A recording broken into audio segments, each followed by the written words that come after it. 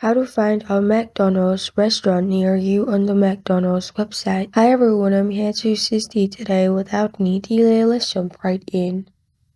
First, open McDonald's website. After you're in the website, click on Find Your Restaurant at the top.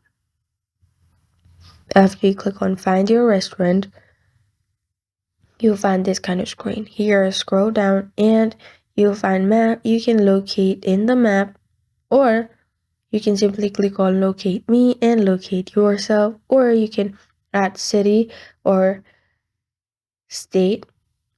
And after you do that, you'll find all the McDonald's near you. You can simply scroll through it and look in the map as well on the right side.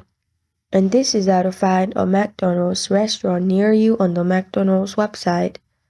Thank you for joining me today. If this video helps you out, please leave a like and subscribe for more. Got a question or want to suggest a topic? Comment below. Thank you for watching.